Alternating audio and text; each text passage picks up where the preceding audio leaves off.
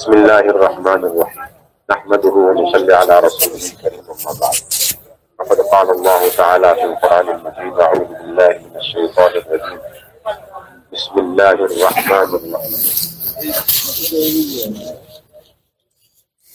كنتم خير أمة أخرجت للناس تأمرون بالمعروف وتنهون عن المنكر وتؤمنون بالله. فقال الله سبحانه وتعالى إنما يخشى الله من عباده العلماء. وقال سبحانه وتعالى وما كان المؤمنون لينفروا كافة فلولا نفر من كل فرقة منهم طائفة ليتفقهوا في الدين ولينذروا قومهم إذا رجعوا إليهم لعلهم يحذرون. وقال الله سبحانه وتعالى وترى كثيرا منهم يسارعون في الإثم والعدوان وأكلهم السحت لبئس ما كانوا يعملون لولا ينهاهم الربانيون والأحبار عن قولهم الإثم وأكلهم السحت لبئس ما كانوا يصنعون. وقال رسول الله صلى الله عليه وسلم الدين النصيحة قلنا لمن قال لله ولكتابه ولرسوله ولأئمة المسلمين وعامتهم. رواه مسلم. أيضا قال من رأى منكم منكرا فليغيره بيده فإن لم يستطع فبلسانه فإن لم يستطع فبقلبه وذلك أضعف الإيمان. وأيضا قال أنا لكم بمنزلة الوالد أعلمكم أو كما قال صلی اللہ علیہ وسلم. میرے محترم دوستوں، بزرگوں، عزیز ساتھیوں،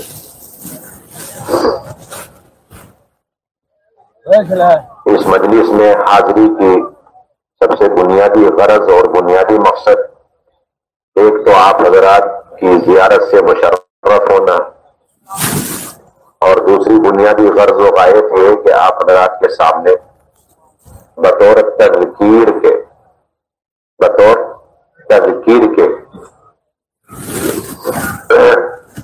چند اہم باتوں کو پیش کروں جس کے اہل علم اس علم کی وجہ سے من جانب اللہ مکلف اور معمور ہے. ان باتوں کی تذکیر کے لیے ہمارا یہاں جمع ہو.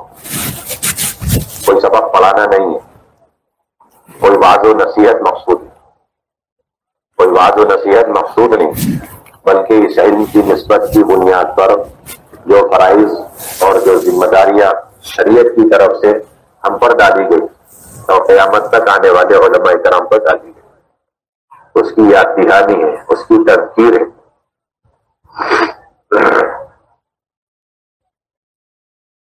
ان میں سب سے اہم اور بنیادی بات یہ کہ اللہ رب العزت نے جو امت تک علم کو پہنچانے کی ذمہ داری ہم پر ڈالی ہے، اس کی اساس اور اس کی بنیاد امر بالمعروف نہی عن المنکر ہے. اس لیے کہ امر بالمعروف نہی عن المنکر کا مقصد اصلی اقامت دین ہے اور اعلاء کلمت اللہ ہے، اور امر بالمعروف نہی عن المنکر کے اندر کوتاہی اور اس کی اندر تقصیر یہ دنیا کے اندر بھی تعجیل عقوبت کا سبب اور ذریعہ ہے اور آخرت کے اندر بھی ذلت اور رسوائی کا سبب اور ذریعہ ہے. اس طریقے سے علم اور اہل علم کے فضائل ہمارے سامنے رہتے ہیں اور اس کی وجہ سے ہم تعلیمی سلسلے لے کر آگے بڑھ رہے ہیں. اسی طریقے سے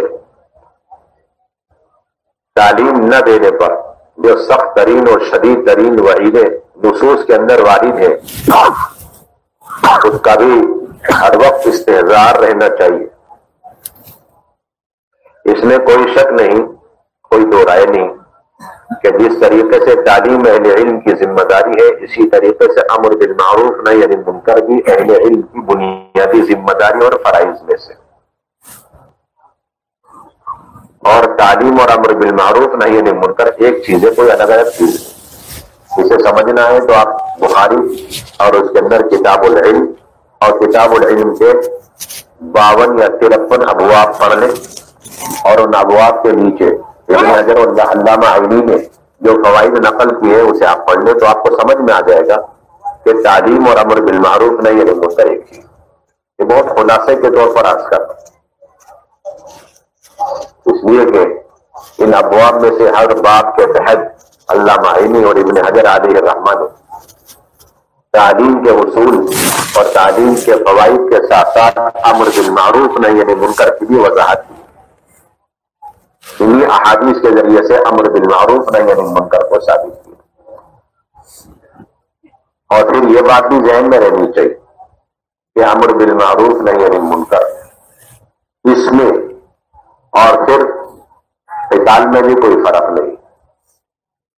امر بالمعروف نہی عن المنکر اور قتال میں کوئی فرق نہیں، اس کا سمجھنا بے حد ضروری ہے، اس لیے کہ اس امر بالمعروف نہی عن المنکر کے فضائل وہی ہیں جو جہاد اور بالخصوص قتال فی سبیل اللہ کے۔ اور یہ بات محققین اصولیین کی ہے جو اہل سنت والجماعت کے اکابر ہیں۔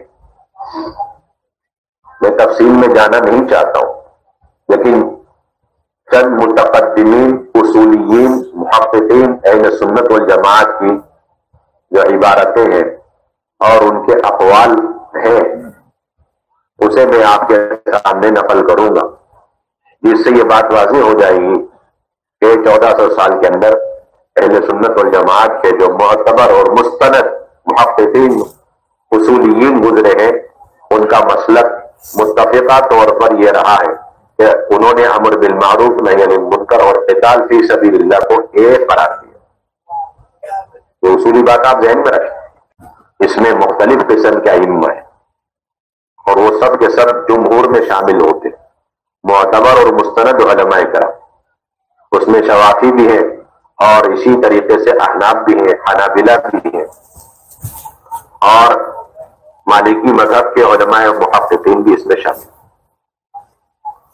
چنانچہ جن لوگوں نے امر بالمعروف نہی عن المنکر کو اور قتال فی سبیل اللہ کو ایک قرار دیا اور ایک درجہ دیا اور ایک حکم دیا اور دونوں کے فضائل برابر ثابت کیے اور دونوں کے ترک کرنے پر وعیدیں بھی برابر انہوں نے بیان کی، اور نصوص کی روشنی میں، یہ نہیں کہ قیاس آپ یہ سمجھیں گے قیاس کی بنیاد پر، نہیں قیاس نہیں، صریح نصوص کی بنیاد پر۔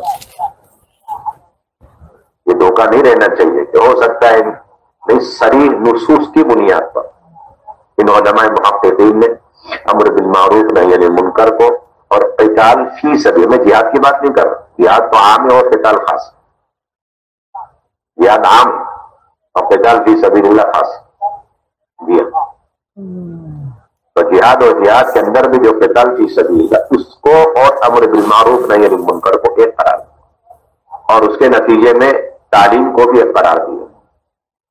انہوں نے تعلیم کو، امر بالمعروف کو، نہی عن المنکر کو اور قتال فی سبیل اللہ کو ایک درجہ دیا۔ کون سا درجہ دیا؟ ایک درجہ دیا۔ ان میں سے ایک تو علامہ جساس علیہ الرحمہ فقہ حنفی کے بڑے اونچے درجے کے محققین علماء میں شمار ہوتے ہیں، اجتہاد کے درجے تک پہنچے ہوئے، ان کی تفسیر جساس، اس کے اندر پہلی جلد آج کل دارالعلوم دیوبند سے چھپ کر ملتی ہے، وہ 3 جلدوں میں آتی ہے، اس میں پہلی جلد کے اندر انہوں نے اس آیت کے تحت کلام کرتے ہوئے اس بات کو واضح کیا، کنتم خیر امۃ اخرجت للناس اور ولتکم منکم امۃ۔ ان دونوں آیتوں کے اندر بلا شک و شبہ امر بالمعروف نہی عن المنکر کا درجہ، حکم، اس کی فضیلتیں بیان کی، اس کی اہمیت بیان کی، اس کی فرضیت اور وجوب کو ثابت کیا گیا۔ نص قطعی ہے کہ ان آیات کے ذریعے سے امر بالمعروف نہی عن المنکر کی فرضیت اور ان کا وجوب ثابت ہوتا ہے ان آیات کے ذریعے سے. تو اس کے ساتھ فرماتے ہیں انہی آیات سے قتال کا وجوب اور اس کی فرضیت بھی ثابت ہے. چنانچہ فرماتے ہیں کہ ان ساری روایات اور احادیث کو جمع کرنے سے ہمیں امر بالمعروف نہی عن المنکر کے دو حال معلوم ہوتے ہیں. وفی هذه الاخبار دلالت على ان الامر بالمعروف والنهي عن المنکر لهما حالان. ان ساری روایات اور احادیث جن کے اندر امر بالمعروف نہی عن المنکر کا ذکر ہے. تھوڑا توجہ سے بات سنیں, آپ ادھر ادھر توجہ نہ کریں. ہم تکرار کے لیے بیٹھے, غلطی ہوگی اصلاح کرنا آپ کی ذمہ داری, ورنہ آپ بھی گنہگار ہو جائے. اور آپ کو براہ راست ان کتابوں سے رجوع کرنا, مراجعات کرنا آپ کے ذمے, تاکہ احقاق حق ہو, ورنہ ابطال حق ہوگا, اس کا گناہ آپ کو ملے. اور یہ امانتیں ہیں علمی, اس کو امت تک پہنچانا آپ کی ذمہ داری, ورنہ کتمان علم کا گناہ آپ کو ملے گا. یہ آپ اصولی بات یاد رکھیں. یہاں ہم اور آپ بیٹھے احقاق حق کے لیے, بہت بنیادی ذمہ داری آپ پر آئی, تاکہ امت اتنے بڑے خیر پر مجتمع ہو جائے, اور ذرا سی اہل علم سے چوک ہوئی اس مسئلے کی تحقیق میں تو پھر احقاق ابطال حق ہوگا, اور امت بہت بڑے اجتماعی خیر سے محروم ہو جائے. اتنا بڑا خیر کہ اس کا تعلق امت کے عقائد سے بھی ہے, امت کی عبادت سے, امت کے معاملات اور معاشرے کے وجود میں آنے سے لے کر اس میں پختگی, اس میں استحکام اور اس کے اندر استقامت, یہ ساری چیزیں اسی پر موقوف ہیں. یہ ساری چیز اسی پر موقوف ہے.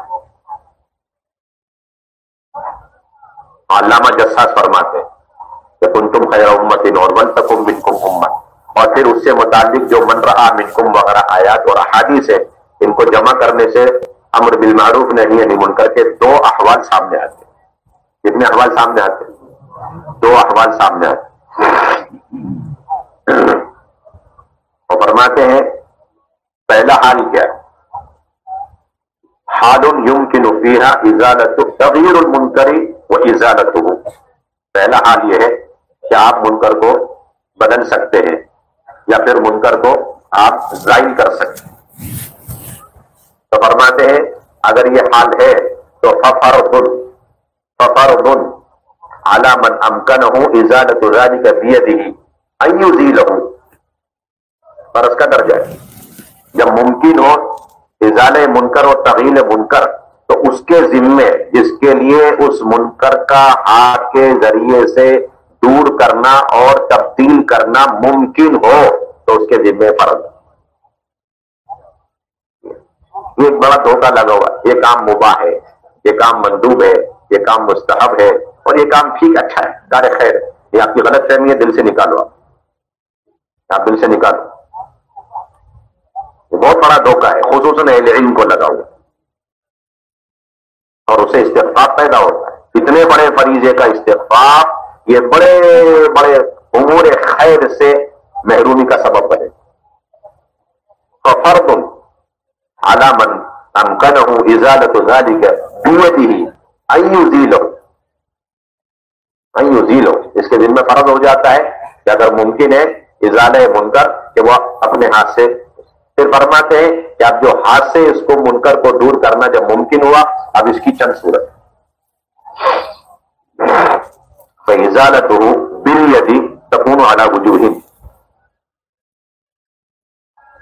فَإِزَالَتُهُ بِالْيَدِ تَكُونُ عَلَى وُجُوهٍ, کہ اب اس منکر کو دور کرنا اور متغیر کرنا جو ہاتھ سے ممکن ہوا ہے, اب اس کی چند صورت ہے. اس کی چند صورت. پہلی صورت یہ کہ اگر آپ نے اس منکر کو دیکھا کہ وہ ہو رہا ہے, آپ کی ذمہ داری ہے کہ آپ اسے ہاتھ سے روکیں. کس سے روکیں آپ؟ اگر ہاتھ سے روکنے پر وہ بات قابو میں آ جاتی ہے تو آپ کا یہ فریضہ ادا ہو جائے, اور اس میں سلاح کے استعمال کی کوئی ضرورت نہیں. اور آپ کو یہ لگا کہ یہ منکر ایسا ہے کہ اس کو ہاتھ سے صرف روکنے سے کام نہیں چلے گا جب تک سلاح کا استعمال نہ ہو. اس کا استعمال نہ ہو. آپ غور کریں کہاں سے کہاں لے جا کے علامہ جساس نہیں, یعنی منکر کو سلاح اور قتال سے جوڑ رہا. یہ اصل مجھے آپ کے سامنے عرض کر رہا. کہتے ہیں کہ اگر تغیر المنکر بالید بدون اصطلاح ممکن ہو تو بدون اصطلاح آپ کے ذمے اس منکر کو دور کرنا فرض بنتا ہے، اور اگر تغیر المنکر بالید بالصلاح تب آپ کے ذمے صلاح کا استعمال کر کے قتال کر کے اس منکر کو دور کرنا فرض. یہ اس سے ہمارا یہ طبقہ غافل ہے اور غلط فہمی کا شکار. ہمیشہ یہ بات سمجھا دی گئی، اللہ جانے کہاں سے یہ بات سمجھ میں آ گئی اور سمجھا دی گئی کہ امر بالمعروف نہی عن المنکر یہ ایک الگ شے ہے، اس کا حکم الگ ہے، اس کا ہے، اور قتال فی سبیل اللہ یہ ایک مستقل امر ہے، اس کا درجہ الگ ہے، اس کا حکم الگ ہے، اور دونوں کے احکامات الگ. یہ بات بالکل یہ بہت بڑی غلط ہے. انہوں نے صاف کہا کہ تغیر المنکر بالید جب ممکن ہو تو اس کی دو صورتیں، بالصلاح بدون اصطلاح. اگر بدون اصطلاح تو وہی والا درجہ اس کے ذمہ فرض، اور اگر بالصلاح تو وہ والا درجہ اس کے ذمہ فرض. ٹھیک ہے. مثال دی انہوں نے، مثال دی وہ یہ کہ تغیر المنکر وازالته بالید علی وجوہ کے اندر فرمایا منها ان لا يمكنه ازالته الا بالسيف، ان لا يمكنه ازالته الا بالسيف الا بالسيف ويأتي على نفس فاعل المنکر ويأتي على نفس فاعل المنکر.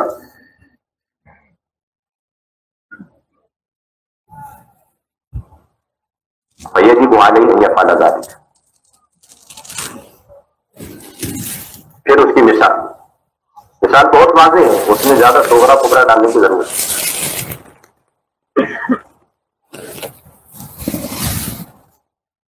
کیا مثال دی؟ کہتے ہیں کہ کمن رأى رجلا قصده او قصد غيره بقتله او بأخذ ماله. کمن رأى رجلا قصده او قصد غيره بقتله او بأخذ ماله. اب غور کرنا اچھی طرح. او قصد الزنا بامرأة او نحو ذلك، او قصد الزنا بامرأة او نحو ذلك. یہ ہے سب بنیادی بات. وجہ استدلال بہت گہرا ہے، آپ اچھی طرح سمجھیے. وجہ استدلال کیا؟ وجہ استشہاد، لیکن اس کے اندر مطلق ہے. یہ بتایا گیا کہ منکر کو بدلنا ہے، تبدیل کرنا ہے. اس کے اندر ہر طرح کے امکانات، ہر طرح کے امکان. اعلیٰ درجے کا یہ ہے، اعلیٰ درجہ یہ کہ آپ نے اس منکر کو اپنے ہاتھ سے روک اور کسی قسم کی کوئی مجبوری اور سلاح کے استعمال کی ضرورت. اور اسی اعلیٰ درجے میں تغیر المنکر بالید، اسی کے ایک اور درجہ ہے تغیر المنکر بالید بالصلاح، جو اسی کا دوسرا پہلو ہے، دوسرا درجہ، یہ اسی کا دوسرا پہلو اور اس کا دوسرا حصہ ہے. تغیر المنکر بالید بالصلاح، جس کو آپ اور ہم قتال سے تعبیر کرتے ہیں. کس سے تعبیر کرتے ہیں؟ قتال سے تعبیر کرتے ہیں. تغیر المنکر بالید ہی کا ایک حصہ اور ایک جز ہے جہاد المشتمل علی القتال بالسیف. فرق کیا ہے؟ فرق یہ ہے کہ وہ مستقل فریضہ ہے اور یہ عارض ہے، اضطراری ہے، غیر اختیاری ہے. وہ حسن لذاتی ہے اور یہ حسن لغیری ہے. بس اتنا فرق. تو کیا ہے؟ ایک تو یہ مقام ہے جہاں علامہ جساس علیہ الرحمٰن نے نہی عن المنکر اور قتال بالسیف دونوں کو ایک قرار دیا، بلکہ نہی عن المنکر کو اصل الاصول قرار دیا اور نہی عن المنکر کا اس کا جز قرار دیا، اور یہ ثابت کر دیا کہ جو حکم ان کا ہے وہ حکم اس کے جز کا ہے، جو حکم اس کے کل کا ہے وہی حکم اس کے جز کا. اب جو فضائل نہی عن المنکر کے ہیں وہی فضائل قتال بالسیف. میں خیال سے سمجھ میں نہیں آ رہی بات. سمجھ میں آ رہی ہے آپ حضرات؟ آپ اچھی طرح سمجھیے گا، آپ کی ذمہ داری. آپ اہل علم ہیں، بڑی امانت کے ساتھ اللہ نے آپ کو یہاں رکھا ہوا ہے. اور ہم مذاکرے اور تذکیر کے طور پر یہاں بیٹھے، ورنہ یہ مسئلہ بالکل ہمارے اور اس بہترین کار خیر کے درمیان حائل بنا ہوا ہے۔ یہ پہلی صورت ہے، پہلا مقام ہے جہاں علامہ جساس علی رحمٰن نے نہی عن المنکر کو اور قتال بالسیف کو اس درجے میں ایک قرار دیا گویا کہ نہی عن المنکر جو ہے وہ اصل ہے اور قتال بالسیف جو ہے وہ فرع ہے، اس کا ایک جز ہے، وہ اصل ہے اور یہ فرع ہے، وہ اختیاری ہے اور یہ اضطراری ہے، وہ حسن لذاتی ہے، یہ حسن لغیری، اور حکم دونوں کا ایک۔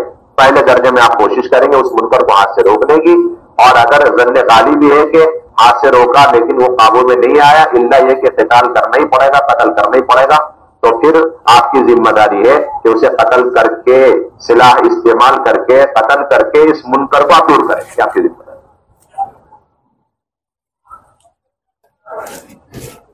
دوسرا مقام، اور وہ بھی علامہ جساسی کا ہے، جہاں پر انہوں نے قتال کے احکامات بیان کرنے کے بعد یہ فرمایا کہ جو قتال کے احکامات ہے وہی حکم نہی عن المنکر اور امر بالمعروف اور سیفون کے بارے میں۔ اور یہ جو آیتیں شروع ہوتی نا، قتال وقتلوہم حیث ثقفتموہم واخرجوہم، یہ جو آیت اس کے نیچے فرماتے ہیں کہ اس آیت کے اندر جو قتال یا پھر جہاد کے احکامات ہے کہ ہمارے نزدیک وہی حکم امر بالمعروف نہیں ہے، وعلی ھذا ينبغي ان يكون حکم الامر بالمعروف والنہی عن المنکر، کہ اگر کوئی شخص امر بالمعروف کرنے چلا یا نہی عن المنکر کرنے کے لیے آگے بڑھا، یہاں تک کہ اس دوران اس کی جان چلی گئی، تو وہ شہداء کے اعلیٰ درجے پر پائی۔ یہ آپ مقام اٹھا کے دیکھیے گا، یعنی کہ آپ جو ہے دیکھیں گے نہیں، کچھ نہیں کریں گے، کسی اور کے پاس تحقیق کے لیے بھیجیں گے، یہ خیانت کر رہے آپ، یہ نہیں چلے گا، یہ آپ کی ذمہ داری ہے۔ اس لیے میں آیتیں پیش کر رہا ہوں اور تفسیر اور کتاب آپ کے سامنے نقل کر رہا ہوں، کیونکہ ماشاءاللہ آپ کا مزاج تحقیق کا ہے، استاد پرستی کا مزاج نہیں، اللہ کا فضل عقل رہا، تحقیق کا مزاج، اور آپ کو آپ کے اساتذہ نے تحقیق پر ڈالا ہے۔ کس پر ڈالا ہے؟ یہ تحقیق پر ڈالا ہے، اور یہی شان ہوتی ہے اہل علم کہ وہ اپنے مذہب کی ایک تو تحقیق کرتے، نمبر 2 اس کی تعمیل کرتے ہیں، اور نمبر 3 اس کی تبلیغ کرتے ہیں، اور یہ 3 کام ہے، ان کا کام نہیں ہے تردیدوں میں لگنا، ان کا کام نہیں۔ اگر اہل علم تردید میں لگ گئے تو امت ارتداد میں لگ جائے گی۔ علماء کے آپسی تردید میں اور امت کے ارتداد میں بڑا گہرا کنیکشن ہے، جتنا علماء کرام کا آپس میں اپنے اپنے ثابت شدہ منصوص علیہ مذاہب کی تردید میں وقت گزرے گا، اتنی تیزی سے امت کے عوام میں ارتداد پھیلتا چلا جائے۔ آپ اچھی طرح سمجھ لیں اس بات کو، اللہ کرے سمجھ میں آئے۔ جتنا اہل علم اور اہل حق، یعنی یہ باطل ان کو نہیں کہہ رہا، اہل علم اور اہل حق جو مختلف مذاہب کے ماننے والے، اور سب کے مذاہب ماشاءاللہ قرآن حدیث سے ثابت، یہ شافعی ہے، حنفی ہے، مالکی ہے، حنبلی ہے، اس قسم کے اہل حق مذاہب، اور سب کے مذہب اپنی جگہ پر حق ہے، قرآن حدیث سے ثابت ہے، سب کے اپنے مستدلات ہیں، سب کے پاس اپنے دلائل ہیں۔ اگر ایسے اہل علم اور ایسے مذاہب حقہ کے متبعین، اگر ایسے علماء آپس میں ایک دوسرے کی تردید میں لگ گئے، اپنی دلیلوں کو تلاش کرنے کے بجائے دوسروں کی دلیلوں کو کاٹنے میں لگ گئے، یاد رکھ لو آپ اچھی طرح، تو بڑی تیزی سے امت مرتد ہو جائے گی، بڑی تیزی سے۔ اس لیے علامہ انور شاہ کشمیری رحمۃ اللہ علیہ جب قادیانیوں کا مسئلہ آیا اور اللہ تعالیٰ نے فتح نصیب فرمائی اور اس کی رودات دیکھنے لگے، تو مفتی شفیع صاحب رحمۃ اللہ علیہ نے جا کے دیکھا حضرت الاستاد محدث العصر وہ سحری کے وقت میں، تہجد کے وقت میں رو رہے گاروں پہ جا، پوچھا حضرت کیا بات ہے، اللہ نے ہمیں فتح دے دی باطل فرقے کے مقابلے میں، آپ کیوں رو رہے، کیوں غمگین ہے، کیوں غمزدہ ہے؟ اس وقت کہنے لگے ہم زندگی بھر تحصیل حاصل میں لگے رہے، حنفیت کے اس بات میں لگے رہے زندگی بھر، اور یہاں امت مرتد ہو رہی ہے۔ اللہ ہم سے پوچھیں گے کہ امت اتنی بڑی تعداد سواد اعظم میں کلیم نماز کے بغیر دنیا سے جا رہی تھی، تم کیا کر رہے تھے؟ مطلب وہ کیا جواب دے؟ اصل بنیادی چیز۔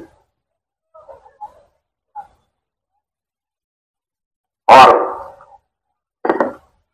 اب علامہ جساس علی رحمہ اہل سنت والجماعت میں ہے اور کس درجے میں ہے یا نہیں ہے، یہ آپ حضرات ہم سے زیادہ بہتر جانیں۔ ان کی یہ تحقیق میں آپ کے سامنے پیش کرتا ہوں۔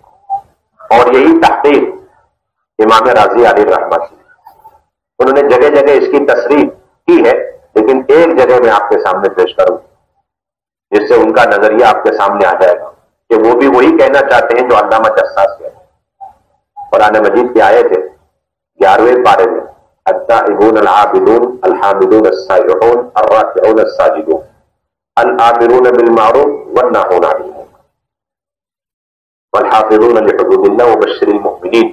اللہ تعالیٰ نے اپنے نیک بندوں کی 10 صفات بیان کی، ان کے اندر 2 اہم صفت یہ کہ وہ امر بالمعروف کرتے ہیں، نہی عن المنکر کرتے ہیں۔ کیا کرتے ہیں؟ امر بالمعروف اور نہی عن المنکر کرتے ہیں، اور اس کے اندر کہیں سے کہیں تک جہاد اور قتال کا کوئی تذکرہ نہیں ہے۔ ظاہر سی بات، اب جہاد قتال نہیں ہے تو اس کی صلاح تو ناقص ہو جائے گی، قابل عبادت نہیں بن سکتی۔ اس لیے علامہ راضی علیہ الرحمہ نے فرمایا فیہ اشارۃ الی ایجاب الجہاد، تو اسی آیت کے اندر جہاد کے وجوب کی طرف بھی اشارہ ملتا ہے۔ اور کون سی آیت سے، کون سے ٹکڑے سے مستدل کیا ہے کہ الآمرون بالمعروف والناہون عن المنکر، اسی کے ذریعے، اس لیے کہ الآمرون بالمعروف، المعروف کے اندر جو سب سے بڑا معروف ہے وہ ایمان ہے، اور المنکر کے اندر جو سب سے بڑا منکر ہے، رأس المنکر ہے، وہ ہے کفر، لأن رأس المعروف الایمان باللہ ورأس الکفر ورأس المنکر الکفر باللہ، فالجہاد یوجب الترغیب فی الایمان والزجر عن الکفر۔ اس کے بعد فرماتے ہیں فالجہاد داخل فی باب الامر بالمعروف والنہی عن المنکر۔ امام راضی کی عبارت ہے۔ تیسرے نمبر پہ علماء اصولیین محققین اہل سنت والجماعت میں سے جنہوں نے نہی عن المنکر، امر بالمعروف کو اور قتال کو فی سبیل اللہ کو بطور خاص ایک درجے پہ رکھا، ایک حکم ان کو دیا، اور ان میں سے ایک ہے علامہ نووی علیہ الرحمہ۔ علامہ نووی علیہ الرحمہ، آپ حضرات ماشاءاللہ ان کی شروعات پڑھتے رہتے، المنہاج ان کی شرح ہے مسلم شریف پر، المنہاج بشرح مسلم ابن الحجاج، امام مسلم کے نیچے اتنا مقبول ترین حاشیہ، اس کے نیچے ہوا کتاب الجہاد میں امام مسلم علیہ الرحمہ نے ایک حدیث نقل کی کہ اللہ کے راستے میں جا کر کوئی آدمی زخمی ہو جائے تو اس کے لیے اللہ کے کیا اجر و ثواب، اللہ کے راستے میں کوئی جائے اور جا کر کے زخمی ہو جائے تو اس کے لیے کیا اجر و ثواب، یہ خاص عنوان ہے زخمی ہونا۔ اور اس کے نیچے مشہور حدیث لے کر کیا ہے، ما من رجل یکلم فی سبیل اللہ واللہ اعلم بما یکلم فلونہ لون دم وریحہ، کہ جب کل قیامت میں ایسا زخمی شخص آئے گا، مقتول شدہ آدمی جب آئے گا تو اس کے اوپر خون کا رنگ ہوگا اور مشک کی خوشبو مہک رہی ہوگی، یہ اس کے لیے فضیلت ہے۔ ظاہر سی بات ہے اس کا تو جہاد اور بالخصوص قتال فی سبیل اللہ، اور یہ اس کے لیے جو مقتول فی سبیل اللہ اور اعلاء کلمت اللہ کے لیے ہوا۔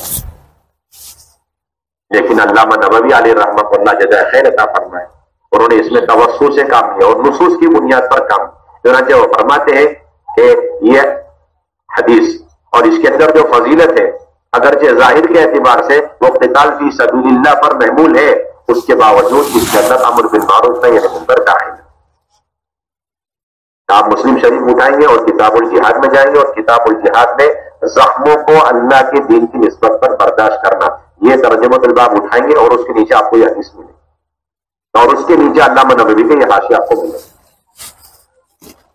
تو یہ حدیث اور اس حدیث کے اندر جو وعدے ہیں اگرچہ اس کا تعلق قتال فی سبیل اللہ کے ساتھ ہے، اس کے باوجود نصوص کی بنیاد پر یہ وعدے عام ہیں اور یہ اجر عام ہے، حتیٰ کہ امر بالمعروف نہی عن المنکر کا حکم یہی ہے کہ امر بالمعروف نہی عن المنکر کوئی کرنے چلا اور اس کی وجہ سے وہ ویسی زخمی ہو گیا، اس کی وجہ سے اس کو ویسی ہی اذیتیں اور تکلیفوں کا سامنا کرنا پڑا، جس طریقے سے اعلاء کلمت اللہ کے پیش نظر جہاد میں جا کر کوئی شخص مقتول ہو گیا تو فرماتے دونوں کا درجہ ایک کے برابر۔ یہ کون ہے؟ جی علامہ نووی علیہ الرحمہ۔ اس لیے علامہ نووی رحمۃ اللہ علیہ نے ایک اور جگہ بھی اس بات کو واضح کیا۔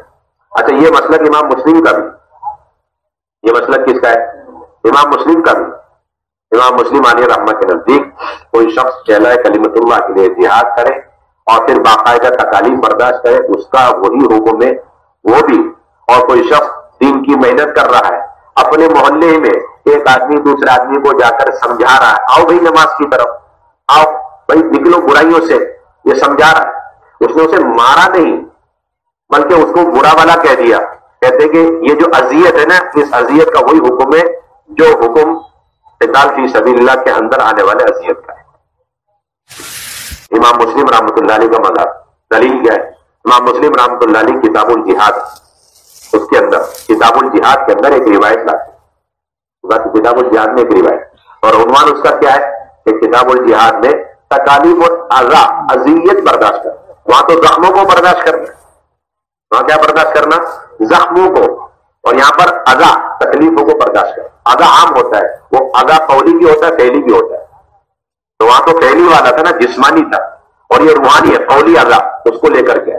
اب جب یہ باب اور اس کے نیچے یہ ترجمۃ الباب آتا ہے تو مجھے ایسا ایک معمولی درجے کا مبتدی طالب علم یہ سوچے گا یقیناً اب امام مسلم اس کے نیچے ایک ایسی حدیث لائیں گے جس کے اندر جہاد اور جہاد کے ساتھ قتال، اور ایک آدمی باقاعدہ گیا صحابہ میں سے کوئی، اور جا کر کے ان کو کوئی اذیت پہنچی، ان کو کھڑوچ آئی، آلہ لگ گیا، نیزہ لگ گیا، تیر لگ گیا، یہ اذا انہوں نے برداشت کیا، تو اس وجہ سے یہ فضیلت.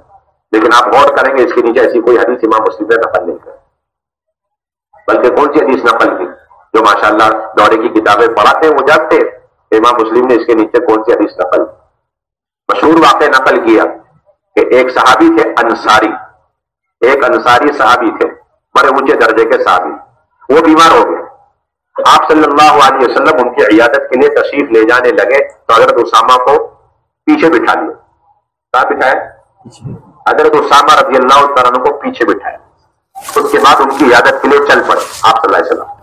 چلتے چلتے آپ صلی اللہ علیہ وسلم کو ایک مجلس نظر آئی، ایک مجلس لگی ہوئی تھی، عیادت کے لیے ادھر جانا ہے، مریض ادھر ہے، بیچ میں ایک مجلس نظر آئی. اس مجلس میں کون کون تھے؟ وہ مخلوط مجلس تھی، مسلم شریف کی سراحت، اس کے اندر مومنین بھی تھے، اور مومنین میں حضرت حذیفہ بن یمان بیٹھے ہوئے، منافقین بھی تھے، اور منافقین میں عبداللہ بن ابی بن سلول بیٹھا ہوا تھا، مشرکین بھی تھے، لیکن مشرکین میں سے کسی کا نام ذکر نہیں کیا. اگر آپ کو مل جائے تو بتا دیں، اس کا کوئی ذکر نہیں ہے مسلم شریف. بہرحال مشرکین تھے، اور نمبر 2 منافقین، نمبر 3 مومنین میں حضرت حذیفہ. تو آپ نے دیکھا اتنی اچھی مجلس لگی ہوئی ہے، چلو کیوں نہ گشت کرتے، جا کر کے ان کو دین کی باتیں سمجھاتے، کلمے کی دعوت دیتے. چنانچہ آپ ان کی طرف گئے، جیسے مجلس کے قریب پہنچے تو گرد و غبار اڑا، آپ کے خچر کا، آپ کے سواری کا گرد و غبار. اس مجلس میں جب جانے لگا تو وہ عبداللہ بن ابی بن سلول رئیس المنافقین، وہ کہنے کہ یہ آدمی ہمیشہ ہمارے پاس آ کے ہماری مجلسوں میں ہمیں تکلیفیں پہنچاتا. اس نے صاحب کہا لا تغشنا فی مجلسنا، لا تغشنا فی مجلسنا ولا تأتنا، کہ آپ ہمارے پاس ہماری مجلسوں میں نہ آیا کریں دعوت دینے کے لیے، بس آپ اپنے گھر میں بیٹھے رہا کریں، اور جس کو بھی آپ کی بات سننا پسند ہو، گوارا ہو، وہ خود آپ کے پاس آئے گا اور آپ سے بات سن کے چلے گا. آج امت کا ایک طبقہ ہے جو دین کی محنت کرنا چاہتا ہے لیکن وہ نقل حرکت کو پسند نہیں کرتا. زندگی کہاں سے لے اٹھا کے نقل حرکت، کیا کہتے ہیں؟ اور ایک طبقہ وہ بھی ہے جو یہ کہتا ہے کہ ٹھیک ہے دعوت تو دیں گے لیکن یہ غیروں کو دعوت دینا، مومنین کو جا کے دعوت دینے کی کوئی ضرورت نہیں. یہ دونوں کا جواب اس روایت کے اندر. اور تیسرا طبقہ وہ ہے وہ کہتا ہے ٹھیک ہے یہ سب دین کا کام کار خیر ہے لیکن اس کا جہاد اور قتال اور اس کے حکموں اور اجر و ثواب سے کوئی تعلق. تینوں کا جواب اسی روایت کے اندر. سمجھ میں تینوں چیزیں اسی روایت. منافق بھی بیٹھے ہوئے تو ایک درجے میں مشرک سے بدتر ہے، اور مومنین حضرت حذیفہ. تو عبداللہ بن ابی بن سلول نے کہا آپ ہمارے پاس نہ آیا کریں، آپ وہیں بیٹھ کر کے دعوت. یہ جواب ہو گیا کہ یہ منافقین کا مزاج تھا کہ دعوت دو لیکن نقل و حرکت کی کوئی ضرورت نہیں. ایک پکا مومن یہ جملہ کبھی زبان سے نہیں نکال سکتا. اس کا گہرا عقیدہ ہوگا کہ دین اور اسلام پھیلے گا ہمیشہ مسلمانوں کے دین کی دعوت کو لے کر نقل و حرکت کرنے کی بنیاد پر، چاہے عالم میں نقل و حرکت کرے یا کم سے کم اپنے مسجد سے باہر نکل کر کے دائیں بائیں محلوں کے اندر جو منکرات میں مبتلا ہے ان کے پاس جا کر کے گشتوں کی ملاقات کی. یا گشت ملاقات کا لفظ اگر آپ کو برا لگ رہا ہے تو کوئی بھی لفظ آپ لگا لو، ہمیں کوئی ٹینشن نہیں، ہمیں کوئی اعتراض. لیکن آپ چلو تو صحیح، تھوڑا قدم تو بڑھاؤ، اپنے محراب سے نکلو، اپنی مسجد سے نکلو. سید الانبیاء جب نکل سکتے ہیں تو آپ کو کیا پریشانی؟ سید الانبیاء، امام الانبیاء، اور وہ جا رہے تھے عیادت کے لیے. اللہ کے نبی عیادت کے بہانے سے جا رہے، لیکن دیکھا کہ ایک قوم بیٹھی ہے، انہیں اس کے اندر ایک منکر بھی ہے اور منافق بھی ہے، اسے بھی جا کے دعوت دینا اپنی طلب۔ اس کو بولتے ہیں ہمارے یہاں کہ داعی جو ہوتا ہے اور عالم جو ہوتا ہے وہ طالب ہوتا ہے، امت جو ہوتی ہے وہ مطلوب ہوتی ہے۔ یہ اصل طلب، آپ نے ممبر پہ رہ کر کے بیان تقریر کرنا، اور اس کے ساتھ ساتھ جو لوگ بے طلب ہیں، مسجد میں آنے کو تیار نہیں ہے یا آ چکے ہیں پھر بھی ان کے پاس اور بار بار جانا، المشی بالقدم والبیان علی المنبر، دونوں کو جمع فرمایا۔ تو حضرت حذیفہ نے فون کہا، یا رسول اللہ آپ ہمارے پاس آیا کریں، یہ جواب ہو گیا۔ وہ مومن ہے نا، وہ یہ کہتے تھے ہاں بھی مجھے تو دعوت دینے کی ضرورت ہے، انہیں دعوت دیں۔ حذیفہ رضی اللہ عنہ کہہ رہے ہیں اللہ کے نبی آپ آیا کریں، آ کر کے ہمیں دعوت دیا کریں۔ یہ جدید ایمانم کی ایک شکل ہے، اگر آپ حضرات کے سمجھ میں آ جائے، جدید ایمانکم کی یہ بنیادی شکل ہے۔ اس کے بعد روایت میں یہ ہے کہ اللہ کے نبی صلی اللہ علیہ وسلم وہاں سے سیدھے اس صحابی کی عیادت کے لیے گئے، اور وہاں جا کر اللہ کے نبی صلی اللہ علیہ وسلم نے کارگزاری سنائی، اپنے گشت کی ملاقات کی کہ میں وہاں گیا تھا اور عبداللہ بن ابی بن سلول نے ایسی بات کری۔ کیسے لوگ ہیں؟ روایت پوری ہوگی، روایت پوری ہوگی۔ اب اس پر عنوان ہے کتاب الجہاد، اور یہ روایت کہاں ہے؟ کتاب الجہاد میں ہے، اور پھر اذا اور تکلیف برداشت کرنے کے خاص عنوان کے تحت، جس کا صاف مطلب یہ ہے کہ اعلاء کلمت اللہ کے پیش نظر جو بھی تکلیف ہو، قولی ہو، فعلی ہو، جسمانی ہو، روحانی ہو، اسے برداشت کرنے کا حکم ایک ہے، چاہے وہ جہاد اور قتال فی سبیل اللہ کے اندر ہو یا پھر گشتوں اور ملاقاتوں میں جا کر کے کسی کی کڑوی کسیلی باتیں سن کر کے دل جو ہے رنجیدہ ہو، سب کا حکم ہے۔ یہ میں نہیں کہہ رہا، امام مسلم کہہ رہے ہیں اور علامہ نووی کہہ رہے ہیں۔ کون کہہ رہے ہیں؟ آپ اٹھا کے دیکھنا، آپ کی ذمہ داری ہے، آپ اٹھا کے دیکھیں، آپ کی ذمہ داری ہے، آپ سے درخواست ہے۔ غلطی ہو تو آپ اصلاح کریں، غلطی ہو تو آپ اصلاح کریں۔ یہ محققین ہے۔ اور اسی طریقے سے چوتھے نمبر پر علامہ عینی ہے، علامہ عینی علیہ رحمہ، اور کتاب البخاری کے اندر آپ نے کتاب العلم میں، کتاب الایمان میں، کتاب بخاری کے اندر کتاب الایمان میں ایک خاص ترجمۃ الباب، باب الجہاد من الایمان، باب الجہاد من الایمان، یہ ترجمۃ الباب اس کے اندر ہے بخاری میں، اور کون سے؟ کتاب الایمان کے اندر باب الجہاد من الایمان۔ اس کے اندر مشہور روایت لے کر کے آئے امام بخاری علیہ الرحمہ، وہ کیا ہے کہ اللہ کے نبی صلی اللہ علیہ وسلم نے فرمایا کہ اللہ رب العزت نے ذمہ داری لی ہے، ذمہ لیا ہے، ضمانت لی ہے، کفالت لی ہے کہ جو شخص اپنے گھر سے نکلے، جو شخص اپنے گھر سے میرے راستے میں نکلے، اور اس کا اپنے گھر سے نکلنا میرے راستے میں صرف اور صرف مجھ پر ایمان کی وجہ سے اور میرے رسولوں کی تصدیق کی وجہ سے، لا یخرجہ الا ایمانا بی و تصدیقا برسولی، اس کا گھر سے نکلنا میرے راستے میں وہ مجھ پر ایمان لانے کی بنیاد پر ہو اور میرے رسولوں کی تصدیق کرنے کی بنیاد پر ہو، یعنی نیت اس کی خالص اعلیٰ کلمت اللہ کی۔ تو اب میرے ذمے ہے کہ اگر وہ انتقال نہیں ہوا، اس کا وہ مرا نہیں، شہید نہیں ہوا، تو اس کو مال غنیمت کے ساتھ لوٹاؤں گا، ورنہ اسے اجر کے ساتھ لوٹاؤں گا۔ مال غنیمت ملے گا نہیں ملے گا، لیکن اجر یقینی ہے، اجر کے ساتھ لوٹاؤں الا ان ارجعہ بما نال من اجر او غنیمت او ادخلہ الجنہ، اور اگر شہید ہو گیا تو جنت میں داخل کرو۔ روایت پوری ہو گئی، روایت پوری ہو گئی، روایت مکمل ہو گئی۔ روایت اس کے آگے اور بھی ہے، اس کے اندر اللہ کے نبی صلی اللہ علیہ وسلم نے یہ بھی فرمایا کہ اگر کچھ لوگوں کا میرے پیچھے مدینہ طیبہ میں آزار کی وجہ سے رہ جانا اور میرا ان کو چھوڑ کر اللہ کے راستے میں نکل جانا یہ ان کے لیے شاپ نہ ہوتا تو میں اللہ کے راستے میں جانے والی کسی بھی جماعت سے تخلف اختیار نہیں کرنا، پیچھے نہ بیٹھ۔ پھر آپ نے یہ ارشاد فرمایا لوددت ان اخرج فی سبیل اللہ ثم اقتل ثم احیا ثم اقتل ثم احیا، یہ پھر آگے کی روایت۔ اب علامہ عینی فرماتے اس حدیث کے تحت بے شمار فوائد ہیں، لیکن اس میں سے ایک فائدہ یہ بھی ہے کہ وفیہ ان من یخرج فی قتال البغاة وقطاع الطریق وفی اقامة الامر بالمعروف والنہی عن المنکر يدخل في قوله في سبيل الله وإن كان ظاهر القتال مع الكفار۔ یعنی اس حدیث کے اندر اگرچہ فضائل قتال مع الکفار کے سلسلے میں ہے، اس کے باوجود یہ فضائل عام ہے، اور اس کے اندر امر بالمعروف نہی عن المنکر داخل، اور امر بالمعروف کرنے والا اور نہی عن المنکر کرنے والا وہ مقاتل فی سبیل اللہ کے درجے میں ہے، حکم کے اعتبار سے بھی اور اجر و ثواب کے اعتبار سے. اور یہی بات تقریباً ابن حجر رحمۃ اللہ علیہ نے لکھی، اور یہی بات امام غزالی علیہ رحمہ نے لکھی. کس نے لکھی؟ امام غزالی علیہ رحمہ. اور اس کے بعد محققین کی بہت لمبی فہرست، جس میں شاہ عبد العزیز محدث دہلوی بھی ہیں، صاحب مشکات بھی ہیں، اور اسی طریقے سے علامہ حطابی بھی ہیں، اور شاہ عبد الحق محدث دہلوی بھی ہیں. شاہ عبد الحق محدث دہلوی رحمۃ اللہ علیہ نے شرح مشکات میں یہ بات لکھی کہ یہ کوئی قاعدہ کلیہ نہیں ہے کہ جو آدمی جہاد اور صرف قتال فی سبیل اللہ کرے اور اس میں باقاعدہ شہید ہو جائے وہ یقیناً ہر حال میں وہ شہید غیر شہید سے افضل ہوگا. یہ کوئی قاعدہ کلیہ نہیں ہے، بلکہ غیر شہید شہیدوں سے بھی افضل ہو جاتا ہے. غیر شہید شہیدوں سے افضل ہو جاتا ہے. اور انہوں نے اپنے اس قول پر اور دعوے پر جو استدلال کیا ہے وہ بہت عجیب و غریب. وہ یہ کہ دیکھو حضرت سیدنا ابو بکر صدیق رضی اللہ تعالیٰ عنہ، اور وہ تمام امتوں میں سب سے افضل ترین شخص ہے جبکہ وہ مقتول فی سبیل اللہ ہے. اور سید الشہداء حضرت حمزہ سے بھی افضل ہے. کس سے بھی افضل ہے؟ سید الشہداء حضرت حمزہ سے بھی افضل ہے. کون؟ ابو بکر رضی اللہ عنہ.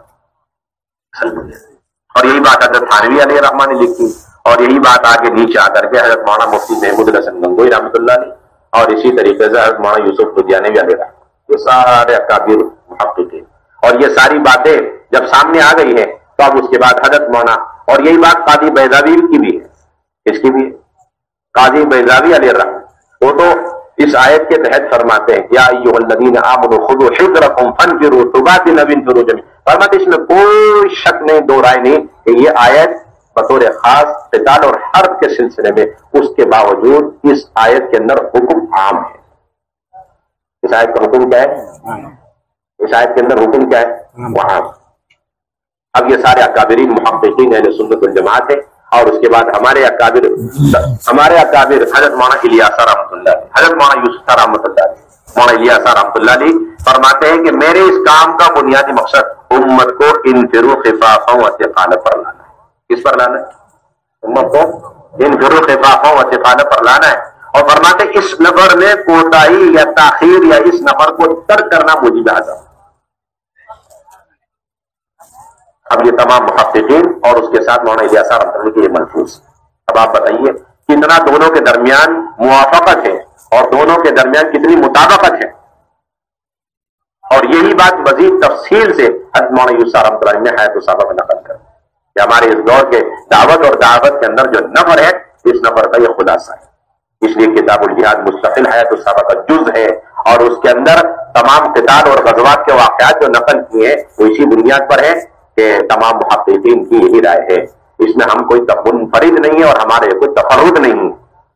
ہم منفرد نہیں ہے اور ہمارا کوئی اس کے اندر تفرد نہیں.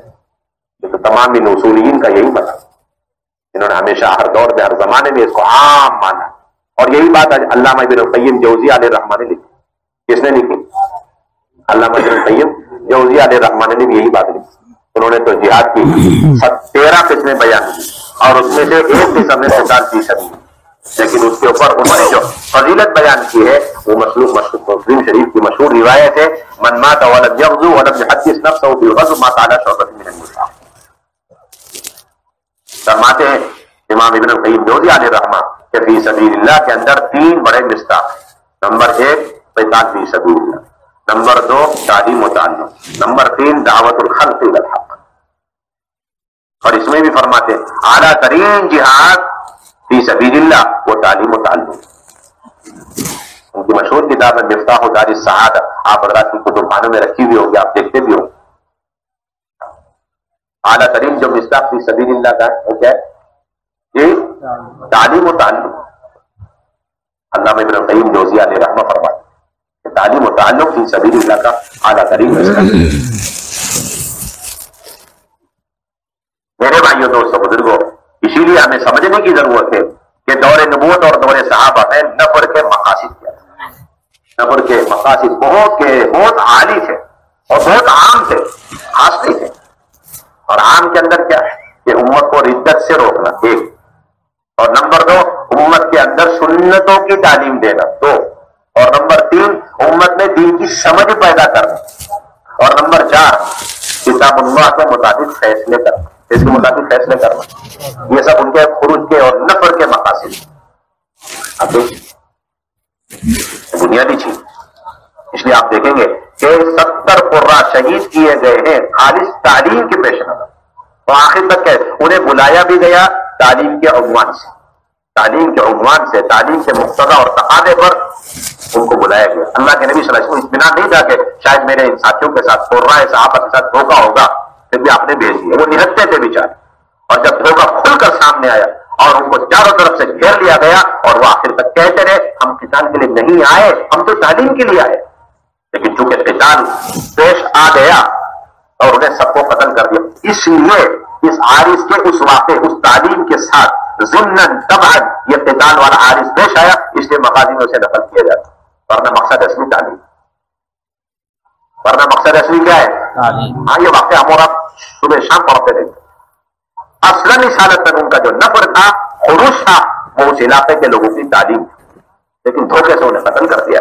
تو قتل چونکہ پیش آ گیا، اس وجہ سے اس جز کو سامنے رکھ کر مغازی کے اندر مؤرخین نے، مفسرین، محدثین نے اسے نقل کر دیا، ورنہ یہ امت کے لیے تعلیم کے پیش نظر اللہ کے راستے کے خروج اور نفر کر کے جانے کے سلسلے میں اور اس ترجمۃ الباب کے تحت اس واقعے کو لینا زیادہ موضوع اور مناسب۔ اس لیے آپ دیکھیں گے حضرات صاحب اللہ کے راستے میں نفر کرتے جایا کرتے جایا کرتے۔ حضرت علی رضی اللہ تعالیٰ عنہ کے پاس آئے، حضرت علی رضی اللہ تعالیٰ فرماتے ہیں کہ حضور صلی اللہ علیہ وسلم کی خدمت میں اہل یمن آئے اور آ کر کے انہوں نے درخواست کی۔ کیا درخواست کی؟ اتى النبي صلی اللہ علیہ وسلم ناس من اليمن فقالوا یا رسول اللہ ابعث فينا من يفقهنا في الدين ويعلمنا السنن ويحكم فينا بكتاب اللہ۔ یہ تین مقاصد کے پیش نظر آپ ہمارے پاس جماعت بھیج دیجئے۔ اب ظاہر سی بات ہے یہ جماعت عامت المسلمین کی تو نہیں ہو سکتی، اس تین مقاصد کو پورا کرنے کے لیے یقیناً علماء کرام کو انہوں نے مطالبہ کیا۔ چنانچہ آپ صلی اللہ علیہ وسلم نے بغیر کسی تاخیر کے، کیونکہ قتال کا نفر کے ساتھ وہ تعلق نہیں ہے جتنا تعلق تعلیم کا نفر کے ساتھ، نفر کر کے تعلیم دے، نفر کر کے تعلیم دے، یہ فرض ہے، کیونکہ مقاصد بہت عالی ہے۔ تعلیم امت کو جہالت سے نکالنا ہے، کس سے نکالنا ہے؟ جہالت سے نکالنا۔ جس طرح جہاد میں قتال فرض ہو جاتا ہے، تو اسی طریقے سے جب جہل عام ہو تو پھر اس جہل کو دور کرنے کے لیے تعلیم علماء نے کہا فرض ہے، ایسا حکم ہے جس طرح قتال، اور پھر جہل عام ہو اور تعلیم کا تقاضا ہو اور امت اس کی محتاج ہو اور اہل علم امت کے تعلیم کی فکر نہیں کر رہے، تو پھر انہوں نے اس واجب کو جو ترک کر دیا اس کا گناہ ایسے ہوگا جس طریقے سے قتال فرض ہو چکا اور وہ قتال چھوڑ کر کے واپس آئے۔ یہ علماء محققین کی تحقیقات، میں نے پہلے عرض کیا تھا کہ قتال اور تعلیم کو ایک قرار دیا ہے ابن القیم جوزیہ علیہ رحمۃ، دونوں کا درجہ ایک۔ جب نفیر عام ہو جاتا ہے اور میدان شروع ہو جاتا ہے اس میں قتال واجب ہو جاتا ہے، تو اسی طرح حکم ہوتا ہے جب جہل عام ہو، غالب ہو جائے، تو پھر تعلیم دینا ان کے ذمہ ویسے ہی واجب اور فرض ہو جاتا ہے۔ یعنی طالب علم کو تعلیم دے رہے، آپ کے پاس کوئی دلیل نہیں ہے کہ آپ اپنی تعلیم کے سلسلے کو صرف طلبہ تک محدود کر دیں، آپ قیامت تک کوئی دلیل نہیں لا سکتے، قیامت تک آپ دلیل نہیں لا سکتے کہ آپ اپنے تعلیم و تعلم کے سلسلے کو صرف طالب علم کے حد تک محدود کر دیں، نہیں، اس کی آپ کے پاس کوئی دلیل نہیں، کوئی برہان نہیں، کوئی سلطان نہیں قیامت تک۔ یہ تعلیم عام ہے، آپ کے اس علم کے اندر امت کے طالبین کا جتنا حق ہے اتنا ہی حق بے طلب طبقہ کا بھی۔ اس طریقے سے اہل مال کے اندر سائل کا بھی حق ہے اور محروم کا بھی حق ہے، اور فی اموال حق للسائل والمحروم، اور یہ مال حق للسائل والمحروم۔ چنانچہ آپ صلی اللہ علیہ وسلم نے بغیر تاخیر کے اس طرح فوراً حضرت علی کی تشکیل کری، جس طریقے سے سامنے قتال ہو رہا ہو اور فوراً قتال کے لیے لوگوں کو آمادہ کیا جائے۔ آپ نے فرمایا یا علی انطلق الی اہل الیمن ففقہم فی الدین وعلمہم السنن واحکم فیہم بکتاب اللہ، یعنی اسی جگہ تشکیل ہوئی جس مجلس میں آپ نے کارگزاری لی اہل یمن کی جہالتوں کی اور تقاضا سنا، اسی مجلس میں آپ متوجہ حضرت علی کی طرف اور ان کی تشکیل کری اور ان کو ہدایت بھی دے دی اور رخ بھی متعین کر دیا۔ یہ رہبر ہے یمن والے اور تمہارا رخ یمن ہے اور تمہارے دین کا جاؤ. تو حضرت علی نے فرمایا کہ ان اہل الیمن قوم طغام یاتونی من القضاء بما لا علم لی، تو ان کے پاس بڑی جہالت ہے اور وہ ایسے مسئلے لے کر آئیں گے معقدات جس کا حل کرنا میرے لیے ناممکن مشکل ہے، اتنا میرے اندر علم رسوخ نہیں. تو اس پر حضور صلی اللہ علیہ وسلم نے کیا کرا؟ فضرب النبی صلی اللہ علیہ وسلم علی صدری ثم قال فإن الله سيهدي قلبك ويشدد لسانك. جاؤ اللہ تمہارے دل کو صحیح کریں گے، رہبری کریں گے، تمہاری زبان کو بھی درست رکھیں گے. جاؤ الہام ہوگا، تمہارے دل کے اندر علوم کا الہام ہوگا. جاؤ. چنانچہ وہ گئے اور اہل جہل کے ساتھ ان کا اختلاط جب ہوا اور ان کو علم سکھلاتے رہے آئے دن نئے نئے مسئلے، تو خود فرماتے کہ اس کے ذریعے سے ایسی تمرین اور ایسی تدریم اور ایسا تفقد پیدا ہوا. فرماتے ہیں فما شککت فی قضاء بین اثنین حتی الساعة، کہ دو آدمی کے درمیان فیصلہ کرنے میں مجھے اب تردد باقی نہیں رہا. تو حضرت علی جو اقضا بنے وہ تکمیل نفر اور تخصص نفر کی برکت سے. یہ تخصصات والا باب ہم نے بند کر دیا، نفر والا باب ختم. یہ بات یاد رکھیں کہ کتابوں کے مطالعے سے علم رسوخ اور علم کے اندر وہ گہرائی پیدا نہیں ہو سکتی جو امت میں چل پھر کر امت کے جہالتوں کے مشاہدے کرنے کی وجہ سے آپ کے اندر تفقہ پیدا ہو. آپ خود کہتے ہیں کہ جو حالات زمانے سے ناواقف ہو وہ فقیر نہیں ہو سکتا. حیرت کی بات ہے امت کی جہالتوں کا آپ کا علم نہیں ہے، آپ کس طریقے سے فتوی دے رہے ہیں. حیرت کی بات، آپ کو پتہ نہیں اس وقت امت کتنی جہالت اور ارتداد سے گزر رہی ہے. آپ نقل و حرکت نہیں کر رہے ہیں تو آپ کیسے امت کی اصل بیماری اور بیماری کی جڑ تک آپ پہنچ سکتے ہیں؟ ساری بیماری، سارے منکرات کی اصل جڑ یہ جہالت ہے، اور اس جہالت کا اصل علاج اہل علم کے پاس. یہ صرف مدرسے میں رہ کر کے یہ جہالت کا علاج ہر کس نہیں ہو سکتا. آپ کو نقل و حرکت کرنی پڑے گی. آپ کو ہم علم کے لیے اور علم اضافے کے لیے نہیں بلکہ اس امت کی تعلیم کے لیے ہم آپ کی نقل و حرکت چاہتے ہیں. کس کے لیے چاہتے ہیں آپ کی نقل و حرکت؟ کس کے لیے؟ امت کی تعلیم.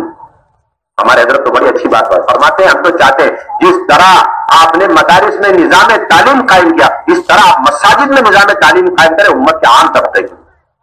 جس طرح آپ نے مدارس کے اندر طالبین کے لیے نظام تعلیم قائم کیا اس طرح آپ پوری دنیا کے اندر جتنے مدارس ہیں، جتنے مساجد ہیں، اور اگر مساجد نہیں ہے تو آپ کسی درخت کے نیچے آپ جو ہے نظام تعلیم قائم کریں.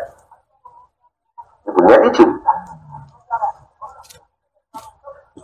ایک ڈاکٹر روزانہ او پی ڈی کر رہا ہے، ایک ڈاکٹر کیا کر رہا ہے؟ روزانہ او پی ڈی کرتا ہے، اور اس کی وجہ سے اختلاط کی وجہ سے مریضوں سے اختلاط کی وجہ سے اس کے سامنے نئے نئے امراض کا انکشاف ہوتا ہے. اس طریقے سے اہل علم جتنا عامت المسلمین کے اندر گھسیں گے، ان سے روز اختلاط کریں گے، تھوڑا وقت ہو زیادہ وقت تو ان کے جاہل ان کے سامنے پتہ چلے گا میرے پیچھے 30-25 سال سے آدمی نماز پڑھ رہا ہے اور اس کے کلمہ تک ٹھیک نہیں ہے. وضو غسل تو بہت آگے کی بات ہے، کلمے تک کی خبر نہیں ہے ان لوگوں کو، کلمے کا تلفظ نہیں ہے.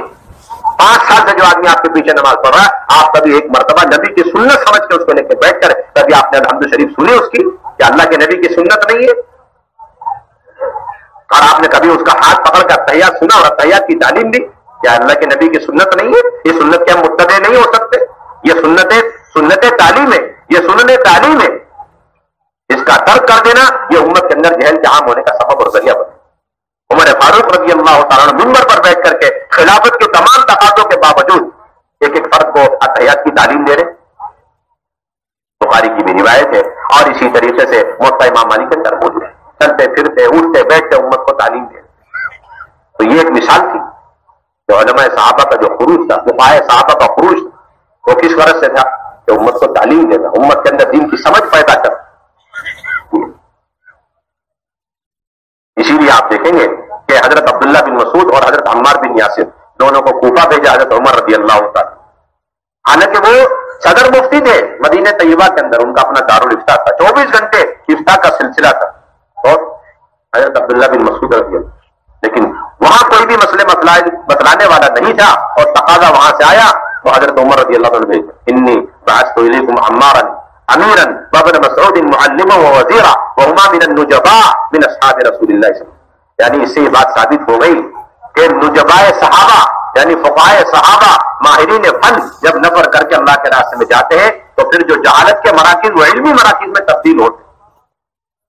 یہ مطلوب ہے جو ماہرین محققین اہل علم ہیں ان کا بھی نفر مطلوب ہے امت کی تعلیم کے لیے. اور یہ تفریق بے بنیاد بے دلیل ہے کہ جو علم میں کمزور ہے وہ اللہ کے راستے کا نفر اور خروج کرے, اور جو ماہرین فن ہے وہ اپنے مسندوں کو سنبھالے. یہ بے دلیل اور بے بنیاد بات ہے. یہ تو ایسے ہو گیا کہ اگر جتنی جہالت اور جتنا ایمرجنسی کیس ہوتا ہے اس کیس کو اتنا ماہر فن اس کو جو ہے دیکھتا ہے تبھی اس کا صحیح علاج ہوتا ہے. ورنہ نیم حکیم خطرہ جان اور نیم ملا خطرہ ایمان. یہ یاد رکھو, اچھی طریقے سے یاد رکھو. یہ آپ کی تفریق بے بنیاد. دو باتیں نہیں سمجھ. ایک تو آپ نے امت کو دو حصوں میں تقسیم کیا کہ طالبین الگ ہے, غیر طالب الگ ہے. اب طالبین کی تعلیم کے مکلف ہے. ایک تو یہ بے بنیاد بات ہے جس کے قرآن حدیث میں کوئی دلیل نہیں. اور دوسری بات یہ ہے کہ نفر جو ہے وہ کمزور استعداد والے علماء اکرام کریں گے. پہلے ساتھ میں جائیں گے, دوسرے ساتھ میں جائیں گے, تیسرے ساتھ میں جائیں گے. اور جو ذی استعداد ہے وہ نفر نہیں کریں گے, نہیں نفر وہ بھی کریں گے. اللہ کا امر ہے. وما كان المؤمنون لينفروا كافة. اللہ تعالیٰ نے حکم دیا ہے ہر مومن اور بطور خاص جن کے پاس علم ہے وہ تو اتنے ہی نفر سے زیادہ محتاج ہے کیونکہ امت کی جہالت کا علاج ان کے پاس ہے. یہاں قرآن میں تو نفر ہے اور حدیث کے اندر جو مثال اہل علم کے ہے وہ موسلادھار بارش سے اور بادل سے, حرکت کرنے والے بادل سے.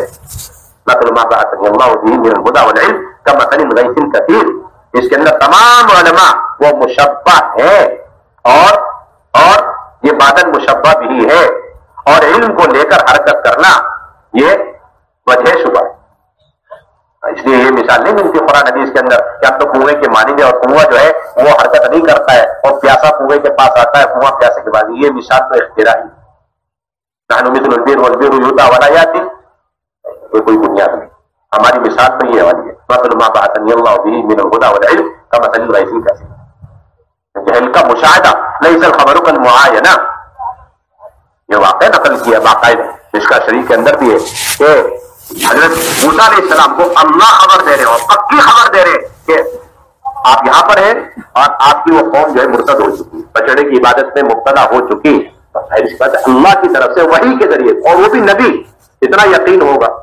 لیکن اس کے باوجود چونکہ مشاہدہ نہیں کیا تھا اس لیے وہ تاثیر نہیں پیدا ہوئی, وہ اثر ان پر نہیں پڑا. لیکن جب پلٹ کرا انہوں نے اپنی آنکھوں سے دیکھا تو وہ غصہ خلق الالواح واخذ براس اخيه يجره اليه. یہ ہے اصل بنیاد. لیس الخبر كالمعاینہ. جتنا آپ مشاہدہ کریں گے اتنا امت کی جہالتوں کا انکشاف ہوگا. اصل بنیادی تھی. اس لیے ہم خروج چاہتے ہیں, آپ حضرات کا نفر چاہتے ہیں. اور اس کے اندر تفقہ کا لفظ آیا جو لازم ہے متعدی نہیں. یہ تفقہ فی الدین آیا. کیا آیا ہے؟ اس سے تفقہ کیسا پیدا ہوگا؟ جس طرح حضرت علی کے اندر تفقہ پیدا. اقضاہم علی بن, اقضاہم علی بن. اس لیے علامہ راضی علیہ رحمٰن نے اس آیت کے تحت یہی بات فرمائی کہ تعلیم و تعلم کا مقصد ہی دعوت اللہ ہے, اور نفر کے ذریعے سے تعلیم جتنا ہوگا اتنا تفقہ پیدا ہوگا. تفقہ یہ نفر کی بنیادی علت ہے. نفر کی بنیادی علت تفقہ فی الدین. فرماتے المسألة الرابعة دلت الآية على أنه يجب أن يكون المقصود من التفقه والتعلم دعوة الخلق إلى الحق وإرشاد من الدين القويم والصراط المستقيم. لأن الآية تدل على أن الله سبحانه وتعالى أمرهم بالتفقه في الدين لأجل أنهم إذا رجعوا إلى قومهم أنذروهم بالدين الحق وأولئك يحذرون الجهل والمعصية ويرغبون في قبول الدين. فكل من تفقه وتعلم لهذا الغرض كان على المنهج القويم والصراط المستقيم, ومن عدل عنه وطلب الدنيا بالدين كان من الأخسرين أعمالا الذين ضل سعيهم في الحياة الدنيا وهم يحسبون أنهم يحسنون صنعا. یہ علماء کرام پہ نفر مطلوب ہے. ہاں باری باری جائے گی. نفر الناسی کافتن کی نفی ہے, مطلق نفر کی نفی نہیں ہے. نفر تو سب کے لیے ہے, لیکن وہ سب کے لیے جو نفر ہے اس کی دو صورت ہے. ایک تو یہ کہ سارے نکل گئے, سارے دین کے شعبے چھوڑ کر کے چلے گئے. امامت چھوڑ دیا اور مکتب چھوڑ دیا, در تدریس چھوڑ دیا, افتاء چھوڑ دیا, مؤذنی چھوڑ دی, نہیں کوئی گنجائش. باری باری آپ جائیں, اور جو جاوے وہ اپنا متبادل کر کے جائے سنت. آپ دیکھیں کہ حضرت بلال رضی اللہ تعالیٰ نے درخواست کی کہ امیر المومنین حضرت ابو بکر رضی اللہ تعالیٰ آپ اجازت دیں میں جانا چاہتا ہوں. کہ نہیں آپ اپنا بدل رکھ کے نہیں گئے. تو انہوں نے بہت تلاش کیا, ساعت قرض کو لے کر کے آئے جنہوں نے حضور کے زمانے میں ایک مرتبہ خوبہ میں اذان دی.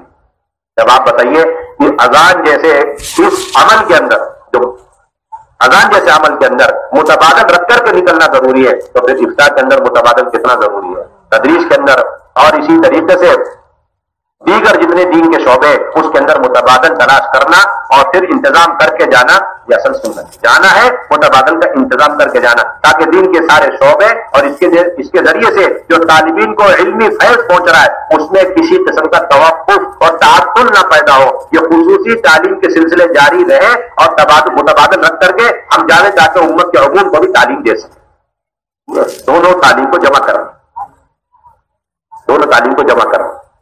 چنانچہ بنیادی درخواست کہ ہم اپنی مساجد کے اندر علم کے سلسلے قائم کریں، چاہے مفتی ہیں، چاہے مفسر ہیں، محدث ہے، خطیب ہے، مؤذن ہے اور مختلف قسم کے دینی خدمات انجام دے رہے ہیں، اس سے کوئی انکار نہیں، اس کی نہ تردید ہے کلا و حاشا، اور نہ اس کی تنقیص ہے اور نہ اس کی جو ہے تحقیر ہے، یہ آپ اچھی طرح یاد رکھیں۔ بلکہ ہم تو آپ کو ان تمام ذمہ داریوں کے ساتھ اس ذمہ داری کو شامل کرنے کی درخواست کر رہے ہیں، یعنی تعلیم میں توسع پیدا کرنا۔ تعلیم میں کیا پیدا کرنا؟ تعلیم میں توسع آپشن کیا ہے کہ آپ کی تعلیم کے میدان میں امت کا سارا طبقہ ہونا چاہیے اور سارا امت کا طبقہ آپ کے علم سے فیض حاصل کرے۔ اس کے لیے ہم آپ سے مسجد میں وقت مانگتے ہیں، صبح کا وقت ہو، دوپہر کا وقت ہو، شام کا وقت ہو۔ آپ صلی اللہ علیہ وسلم ہمیشہ روائز کی تعلیم پر فرائض کی تعلیم پر مقدم فرمایا کرتے تھے، یہ آپ کا مستقل مزاج۔ ایک صاحب آ کر کے بخاری شریف ہے کتاب العلم کے اندر تیسرا ترجمہ الباب، اس کے اندر آپ صلی اللہ علیہ وسلم فرائض کی تعلیم میں مشغول۔ ایک صاحب نے آ کر کے زوائد کا علم حاصل، زوائد کا سوال کیا۔ ابو ہریرہ رضی اللہ تعالیٰ عنہ کی روایت کہ آپ صلی اللہ علیہ وسلم مسجد میں تشریف فرمائے اور حدیث بیان فرما رہے، اذ جاء رجل فقال یا رسول اللہ متی الساعة فبابا يحدث، تو آپ نے جواب نہیں دیا، آپ حدیث بیان کرتے چلے۔ فقال بعض القوم سمع ما قال فكره ما قال، آپ نے اس کی بات سنی لیکن آپ کو ان کا سوال اچھا نہیں لگا کیونکہ وہ اس کے مکلف ہی نہیں قیامت کے بارے میں سوال کرنا۔ بلکہ ایک روایت میں آیا اللہ کے نبی نے پوچھا کہ تم نے قیامت کے لیے کیا تیاری کی؟ پھر جب بات پوری ہو گئی تو آپ صلی اللہ علیہ وسلم فرمایا این السائل، ہاں نہ یا رسول اللہ، تو آپ نے فرمایا اذا قضیت الامانۃ فانتظروا۔ پھر اس نے پوچھا فکیف اضاعت ہوا، آپ نے فرمایا اذا وسد الامر الى غیر اهله فانتظروا۔ رواه البخاری في كتاب العلم تحت هذا العنوان باب من سئل علما وهو مشتغل في حديثه فاتم حديثه ثم اجاب السائل، یہ تیسرا ترجمہ الباب۔ یہاں تو آپ صلی اللہ علیہ وسلم تعلیم دیتے رہے اور سائل کا سوال کو مؤخر کر دیا۔ اس کے مقابلے میں ایک اور روایت ہے، آپ خطبہ دے رہے ممبر پہ بیٹھ کر کے اور صحابہ موجود ہے سامنے، اتنے میں ایک صحابہ ہے دروازے پہ کھڑے ہوئے کہنے لگے علمنی یا رسول اللہ، تو وہاں عجیب بات ہے آپ صلی اللہ علیہ وسلم نے ایسی عجیب و غریب ہمیں تعلیم دی ہے کہ ایسے عام لوگوں کو تعلیم دے دینا کیسے طالب بن کے ہمیں فوراً متوجہ ہونا چاہیے۔ آپ صلی اللہ علیہ وسلم نے خطبہ موقوف کیا، ممبر سے نیچے تشریف لائے اور خود چل کر اس صاحب ان کے پاس گئے اور آپ نے کرسی منگائی، اس میں تشریف فرما ہو کر اس کو ضرورت کا علم سکھلایا اور صحابہ بیٹھے ہوئے انتظار میں۔ پھر آپ دوبارہ واپس تشریف لائے فأتم خطبتہ، اب ابن حجر رحمۃ اللہ علیہ فرماتے ہیں کہ دونوں میں تصدیق کی یہی صورت ہے، یہی شکل ہے۔ فتح الباری میں لکھا ہے کہ جہاں پر ترک سوال یا تاخیر فی سوال افضل اور اولا ہو، جہاں پر سوال، جہاں ترک سوال اور یا تاخیر فی سوال سے زیادہ بہتر، جہاں سوال یا تاخیر فی سوال سے، جہاں پر ترک سوال بہتر یا تاخیر فی سوال بہتر ہو، وہاں ترک جواب یا تاخیر فی جواب بہتر، سوال نہ کرنا بہتر ہو یا سوال میں تاخیر کرنا بہتر، وہاں پر جواب نہ دینا یا پھر جواب میں تاخیر کرنا بہتر۔ اب تصدیق یہی صورت ہے کہ یہاں پہلی صورت میں آپ صلی اللہ علیہ وسلم مہمات دین میں مشغول تھے، آنے والا وہ غیر ضروری زوائد کا سوال لے کر آئے قیامت کے بارے میں، اور دوسری جگہ آپ فرائض کی تعلیم سے فارغ ہو کر زوائد کی تعلیم میں مشغول تھے، لیکن آنے والا بہت بنیادی مہمات دین کا علم سیکھنے کے لیے آیا تو آپ نے فوراً اسے موقوف کر دیا، اس کی طرف متوجہ ہوئے اور ہم سب کو قیامت تک تعلیم دے دی کہ کس طرح تعلیم کو اور غیر تعلیم دونوں کو تعلیم دینا اور مسجد میں دینا اور صحبت سے تعلیم دینا۔ اس لیے مسجد کے اندر تعلیم دینا یہ اصل سنت ہے، اقرب الی السنۃ ہے قیامت تک کے لیے۔ اس کو واضح کرنے کے لیے امام بخاری نے کتاب العلم میں یہ ترجمہ الباب قائم کیا، باب ذکر العلم والفتیہ فی المسجد، باب ذکر العلم والفتیہ فی المسجد، مسجد کے اندر علم کا سیکھنا سکھانا اور مسجد کے اندر فتوے کا لینا دینا یہ اصل سنت ہے۔ حوادث زمانے کی وجہ سے تعلیمی سلسلے مسجد سے باہر چلے گئے، یہ حضرت مولانا الیاس رحمۃ اللہ علیہ فرمائے حوادث زمانہ، حوادث زمانے کی وجہ سے تعلیم کے سلسلے مسجد سے باہر چلے گئے۔ اب خیر وہ مسجد سے باہر چلے گئے لیکن کتابوں کے اندر اور چار دیواری کے اندر تعلیم کا جو فائدہ ہے وہ صرف طالبین کو ہے، لیکن جو غیر تعلیم، اور وہ 98% طبقہ ہے، 98% طبقہ ہے، اس میں تاجر ہے، کاشتکار ہے، امیر ہے، غریب ہے، ملازم ہے، اور ہر طرح کے طبقہ ہے، وہ طبقہ میں ہمارے حضرت بار بار کہتے ہیں ہمیں افسوس ہے کہ بہت بڑا طبقہ علماء کرام کا ہے لیکن وہ تعلیم سے بالکل خالی بیٹھا ہوا ہے، یا تو وہ تجارت میں لگا ہوا ہے، دنیا کی مشاغل میں لگا ہوا، لیکن تعلیم کا کوئی سلسلہ ہی نہیں، نہ کتابی تعلیم ہے، نہ مسجد میں بیٹھ کر امت کو امہات المسائل کی تعلیم دے رہے ہیں۔ ہمیں ایسے تمام علماء کرام سے بھی درخواست ہے جو بالکل فارغ ہیں، اور حالانکہ وہ سند یافتہ علماء کرام ہے، باقاعدہ انہوں نے سند حاصل کی ہے، لیکن کسی مجبوری کی وجہ سے کتابی تعلیم کا سلسلہ نہیں ہے، تو کیا حرج کی بات ہے، آپ مسجد میں بیٹھ کر وضو تو سیکھ لاتے ہیں، نماز تو سیکھ لا سکتے ہیں، اور اسی طریقے سے آپ ان کے عقائد کی تعلیم دے سکتے ہیں۔ یہ تو ہماری بہت بنیادی ذمہ داری، بہت بنیادی ذمہ داری، اور جو ماشاءاللہ ان دینی خدمات کے اندر مشغول ہے، ہم ان سے بھی درخواست کرتے ہیں، ہم ان سے بھی درخواست کرتے ہیں کہ وہ بھی اپنا دین کے وقت مسجد کو فارغ کریں، اور بالکل بنیادی چیزوں کی تعلیم، بنیادی چیزوں کی تعلیم۔ اللہ ہمیں معاف فرمائے کہ ہم نے ہمارے اور امت کے درمیان جو بہت بڑی خلیج پیدا ہوئی ہے وہ ان موبائل اور آلات کی وجہ سے، حالانکہ ان موبائل اور آلات کی وجہ سے اتنی خلیج ایک ڈاکٹر اور مریض کے درمیان پیدا نہیں ہوئی ہے جتنی امت کے عامت الناس میں اور علماء کرام میں پیدا ہوگی۔ آج کا ڈاکٹر بھی سمجھتا ہے کہ مجھے او پی ڈی کرنا ضروری ہے، اس کے بغیر میں کسی کے علاج کو، اس کی بیماری کو سمجھ نہیں سکتا، اور اس کو اس بیماری اس کو دوائی میں دے نہیں سکتا۔ اگر میں نے دوائی دے دی تو میری جو ہے یہ دوائی اور اس کا جو نسخہ ہے غلط ہو جائے گا اور اس کے لیے ریئیکشن ہو سکتا ہے۔ لیکن اللہ معاف فرمائے کہ ان موبائل اور آلات اور نئی نئی ایجادات کی وجہ سے ہم لوگ اتنے دھوکے میں پڑ گئے کہ علماء سمجھتے ہیں اب ہمیں عامت الناس سے اختلاف کی کوئی ضرورت نہیں، اور عامت الناس یہ سمجھنے لگے کہ اب ہم علماء کی مجلسوں سے، صحبتوں سے بے نیاز ہو گئے۔ نہیں، قیامت تک آپ بے نیاز نہیں ہو سکتے، قیامت تک بے نیاز نہیں ہو سکتے۔ یہ خلیج ہے ہمارے اور عامت الناس کے درمیان، اس کو دور کرنا پڑے گا، اس کو پاٹنا پڑے گا، اس کو صحبت کے ذریعے آپ کو علم دینا پڑے گا۔ آپ ذرا دیکھیں، ذرا سی صحبت میں تاخیر یا دوری ہو جاتی ہے تھوڑی دیر کے لیے تو ارتداد تک آدمی پہنچ جاتا ہے۔ حضرت رئیس القراء تھے ابی بن کعب رضی اللہ تعالیٰ عنہ، کہتے کہ میں نے مسجد میں دیکھا ایک صاحب قرآن ایک آیت پڑھ رہے، ایک سورت پڑھ رہے، مجھے غصہ آیا اس لیے کہ وہ اس طریقے سے ہٹ کر پڑھ رہے تھے جس طریقے پر اللہ کے نبی صلی اللہ علیہ وسلم نے مجھے تعلیم دی، تو میں ان کا گریبان پکڑتے ہوئے حضور کی خدمت میں لایا، اور میں نے کہا اللہ کے نبی صلی اللہ علیہ وسلم یہ اس نہج سے، طریقے سے ہٹ کر، اسلوب سے ہٹ کر قرآن کی تلاوت کر رہے جو طریقے پر آپ نے مجھے سکھلایا۔ اللہ کے نبی نے فرمایا پہلے اس کا گریبان چھوڑو، پھر فرمایا تم پڑھو تاکہ تم بھی صحیح ہو، پڑھا کہ تم بھی پڑھو، تم بھی صحیح۔ تو کہتے ہیں حضرت ابی بن کعب رضی اللہ تعالیٰ عنہ، مجھے انکار، زمانے جاہلیت میں اتنی تردید اور انکار کا جذبہ نہیں پیدا ہوا جس درجے میں اس وقت انکار کا، یعنی اللہ کے نبی آپ جو فرما رہے وہ صحیح ہے، نہیں وہ صحیح نہیں، جو آپ نے مجھے ایک طریقے سے وہی صحیح ہے، جو دوسرا طریقہ آپ کہہ رہے وہ صحیح ہے وہ غلط ہے، آپ کے انکار کا جذبہ میرے اندر پیدا ہوا۔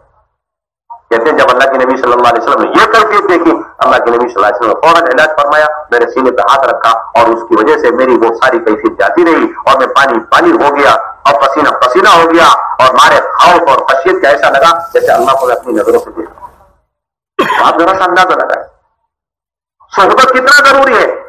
اتنے بڑے صحابی ہیں کہ رئیس القراء ہے، اور اللہ تعالیٰ نام لے کر فرما رہے کہ ابی بن کعب آپ قرآن سنیے، ان سے آپ قرآن سنیے، اور وہ مارے خوشی کو روتے ہوئے پوچھ رہے اوسمانی ربی اوسمانی ربی۔ ایسے صحابی تھوڑی دیر کے لیے اگر اللہ کی نبی کی صحبت میں نہیں تو وہ اس درجے میں جا رہے انکار میں۔ تو آپ بتائیے 1400 سال ہو گئے اور امت میں سے ایک بہت بڑا طبقہ علماء کی صحبت نہیں اختیار کر رہا ہے، تو آپ بتاؤ وہ طبقہ امت کا کتنا گمراہ ہوگا۔ یہ امت کا طبقہ تو یقیناً ضال بھی بنے گا، مضل بھی بنے گا، یاد رکھنے، اور اس کے ذمہ دار آپ ہوں گے جو آپ ان کو صحبت سے تعلیم نہیں دینا چاہتے۔